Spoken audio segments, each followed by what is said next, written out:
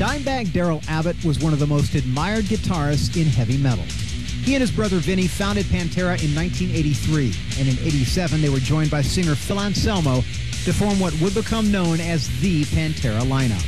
That lineup seared its way onto the metal landscape with the 1990 release of the thrash-influenced Cowboys from Hell.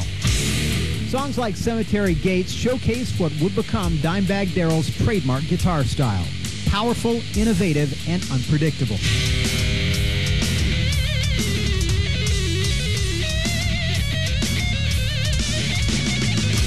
Cowboys was followed 2 years later by the unrelenting Vulgar Display of Power, a record that, thanks to Dimebag's shreds and Anselmo's screams, more than lived up to its name. Pantera were the kings of the hardest metal around, a status confirmed on them with 1994's Far Beyond Driven, which debuted at #1, to the stunned surprise of those who'd been unaware of Pantera's growing legion of fans. That record proved to be the band's commercial peak. In the years that followed, hard rock tastes headed in the nu metal direction of Korn and the Deftones, while Pantera was dealing with internal conflicts, including Anselmo's drug use. But the Texans stuck resolutely to their guns, touring nonstop, headlining Ozfest in 1997, and releasing their last studio album, 2000's Reinventing the Steel. 3 years later, Phil Anselmo decided he was through with his bandmates, and the ousted Abbott brothers left to form Damage Plan. Along with vocalist Patrick Lackman and bassist Bob Zilla, they released their debut, Newfound Power, in February of this year.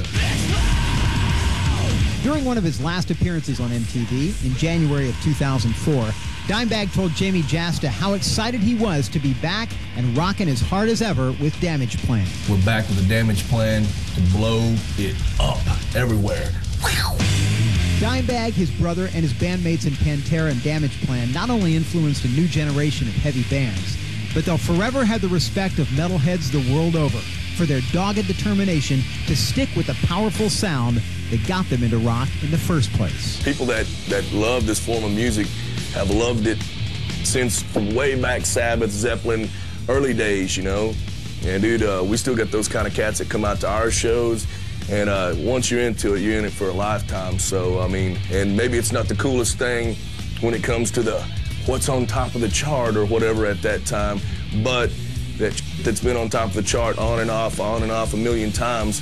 Through the midst of that, we just kept running a steel rod right down the middle of everybody's crap. And every time that falls, we're still standing strong there. So, you know, we'll be here forever. United and hard we stand, so bring it on.